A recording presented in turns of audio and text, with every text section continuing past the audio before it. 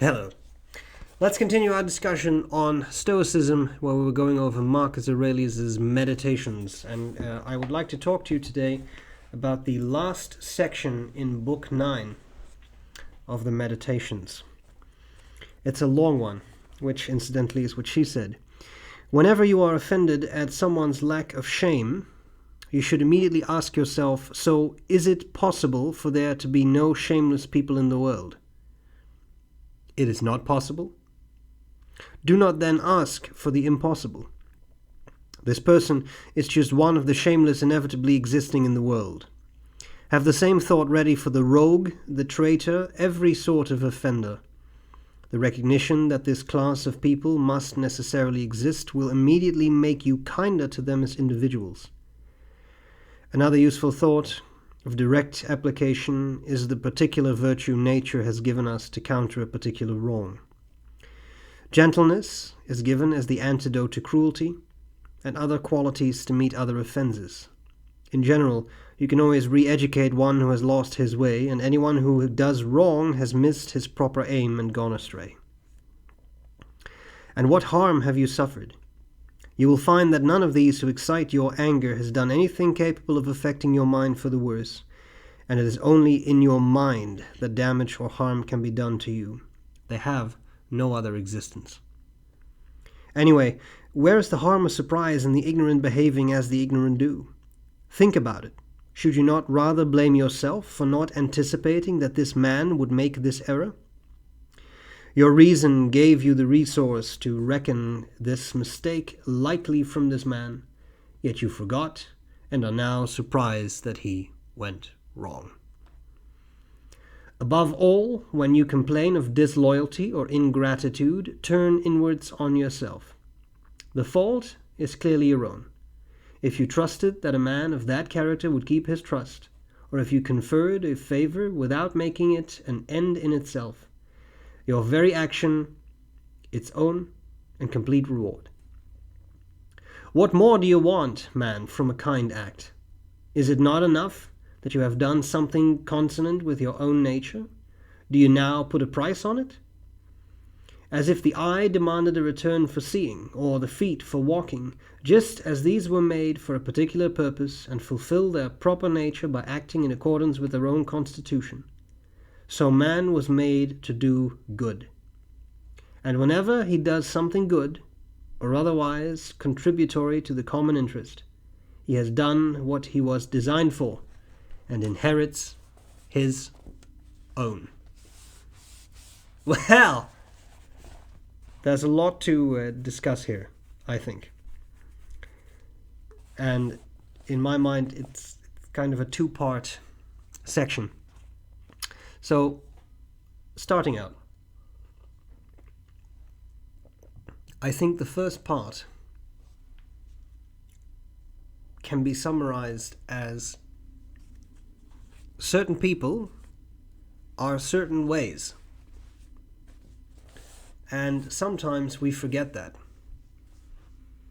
There are people that you have to interact with who will always respond in a similar manner, typically a negative manner, because if they respond in a positive manner, they would not stand out to you.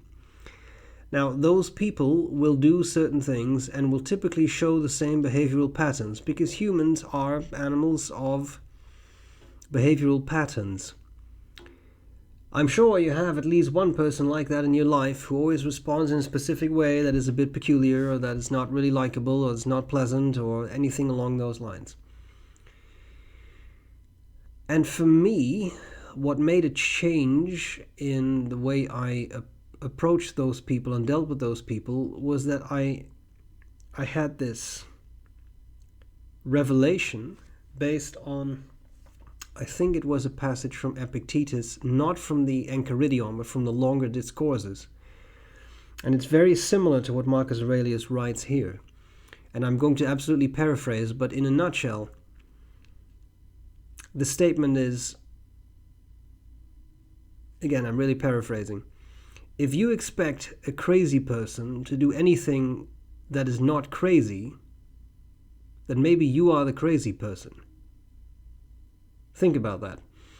If you deal with someone who always gets angry over small matters, over any matters, and then something happens, and then that person gets angry, then maybe it's up to you to think, well, I saw that coming, as opposed to, well, it's their fault. They are weird. You know they always respond the same way, so why would you expect anything different? Now, that's not the same as liking it, and you can have discussions about liking it and about maybe changing behavior. But I'm first trying to make this point of be realistic in your expectations, especially when you know a person well. When it's a random person on the subway or something, well, you don't know what they're going to do. But that's not what I'm talking about. I'm talking about behavioral patterns in people you know full well, whether they are family members, friends, colleagues, it doesn't matter.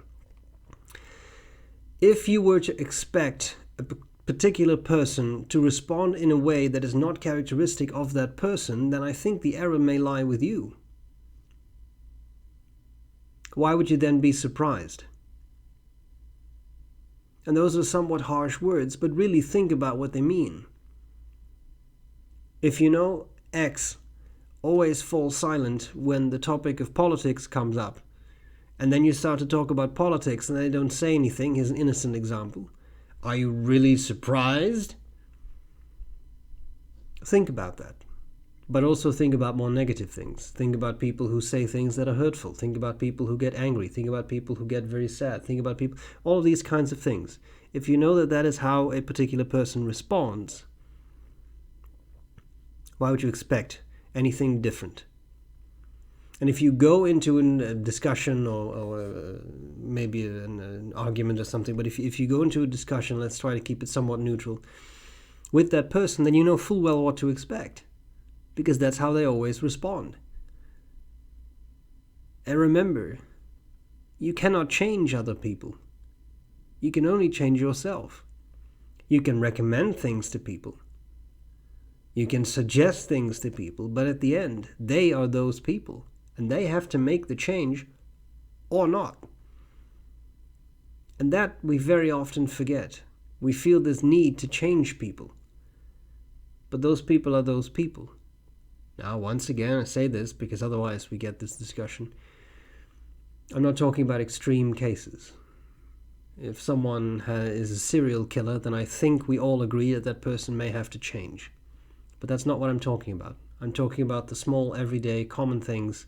People in the supermarket, employees, co-workers, family members, those kinds of people and those kinds of interactions. I love this.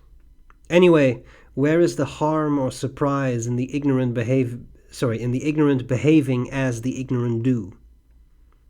Think about it. Should you not rather blame yourself for not anticipating that this man would make this error? At some point you get to know people, you know how they will respond. And then that's what you expect. Paraphrasing, because we're doing that today anyway. Paraphrasing Einstein, I'm really taking this quote out of context and paraphrasing it for the fun of it. But if you expect a goldfish to climb trees, you run into trouble, don't you? Okay, and then we have the second part. Above all, when you complain of disloyalty or ingratitude, turn inwards on yourself. The fault is clearly your own. If you trusted that man if you trusted that a man of that character would keep his trust, or if you conferred a favor without making it an end in itself, your very action, its own and complete reward, what more do you want, man, from a kind act? Is it not enough that you have done something consonant with your own nature? Do you now put a price on it? As if the eye demanded a return for seeing or the feet for walking.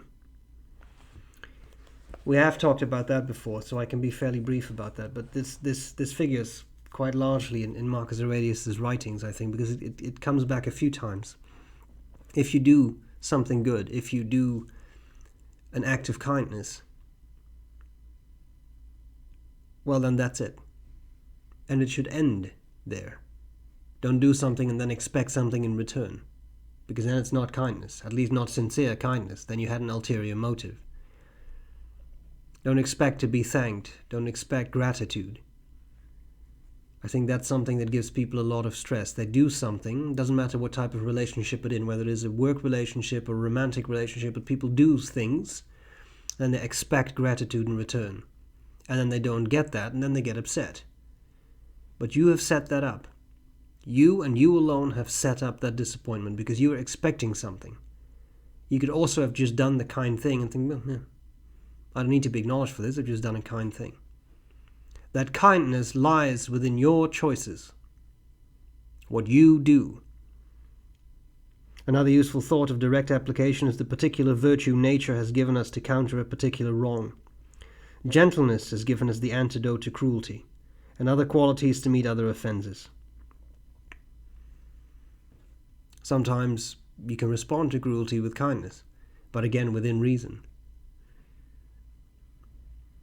Sometimes you may have to do other things. But in any case, starting off with the basic premise that if you act out of sincere kindness, I think a lot of things in life will look a lot more pleasant to you. Because it's a good starting point. And you have that choice. You have the choice to be kind or to be angry. You have the choice to be kind or to be cruel. You make that choice, and then you stick with it. Because you're predictable too. Now, having said all that, I hope this was useful. And I will gladly see you later for more talk about Stoicism. Bye!